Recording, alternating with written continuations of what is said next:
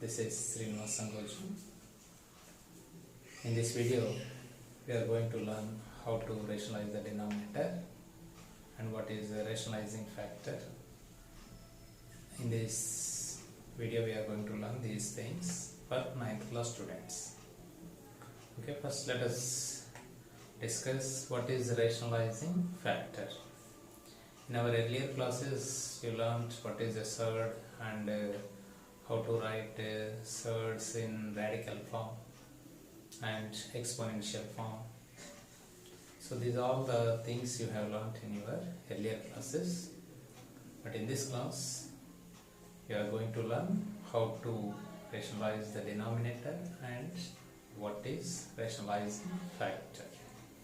Okay, let us take one rational number. So what is rationalizing factor? Let us discuss first. So before going to that, we have to take one example.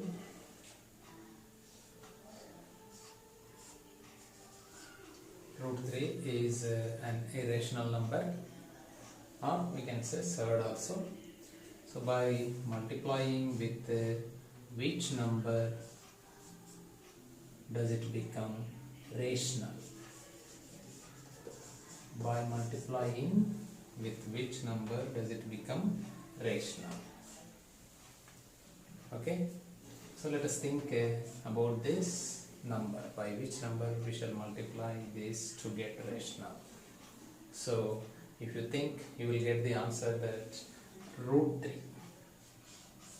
By multiplying root 3 with root 3, you will get a rational number, that is root 9. Root 9 means this is 3. Root 9 value is 3. You know that already. Okay, so that is rational number. So this irrational has become rational by multiplying with this number.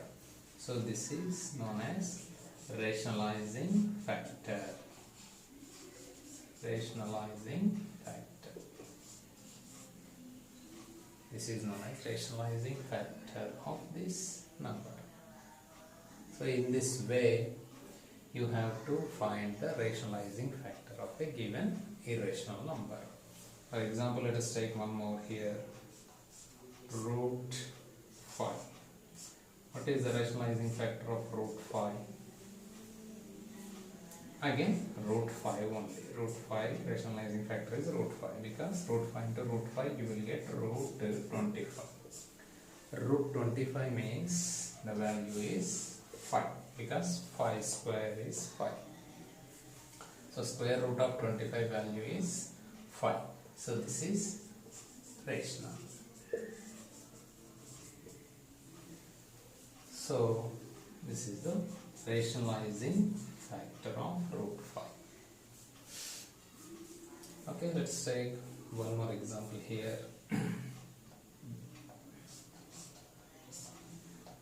Root 8 rationalizing factor. What is root 8 rationalizing factor? Can you tell me? Yes, you will tell that here root 8. Root 8 rationalizing factor is root 8. But before root 8, is there any other number which is less than root 8? So here rationalizing factor must be the smallest number. Must be the smallest. For example, if you take here root 2, I am taking root 2. Let us check whether it is the rationalizing factor of this number or not. By multiplying both these, what will you get here? Root 8 into root 8. Sorry, root 2. That becomes root 16. Root 16 value is, you know that is 4. 4 4 is 16. So it is rational. So it has become rationalized. So root 8 rationalizing factor is root 2. Okay, the smallest number we have to write as a rationalizing factor. root 8 rationalizing factor root 8 also, but root 2 is the smallest, so we can write root 2 as a rationalizing factor. So by multiplying with which smallest number to make it rational, then that is the rationalizing factor. Okay, so in this way, if there is one term, we can find the rationalizing factors in this way. If there are two terms in a number, if there are two terms in a number, that is, for example, root 3 plus root 2. So let us think of the rationalizing factor of this number.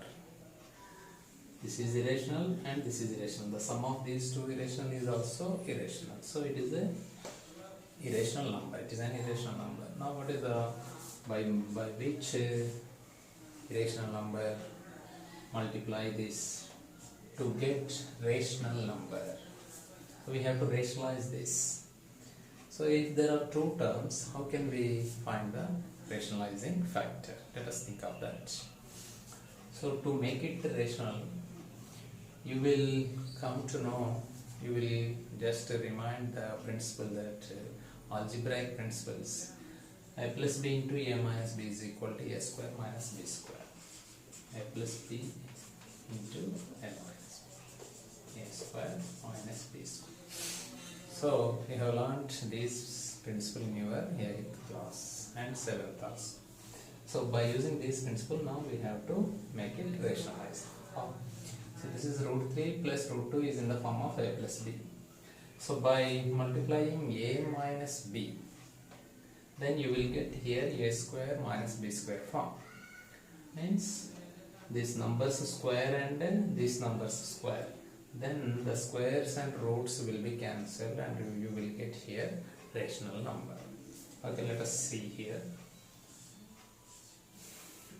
A minus b form you have to write. This is a plus b form. So by multiplying by a minus b, now this is a plus b into a minus b form, then you will get a square minus b square. In the place of a you have root 3, in the place of b you have root 2. So a square minus b square means root 3 square minus root 2 square. So square and root get cancelled, you will get 3 minus 2, that equals to 1, and that is rational. Okay, it is rationalized. So now this is the rationalizing factor of the given number. So in this way we have to find the rationalizing factors for two term numbers, two terms, if there are two terms. If here minus is there, then you will take rationalizing factor plus. If it is plus, if there is plus, you take minus. So you can interchange the symbols. So this is the rationalizing factor, finding the rationalizing.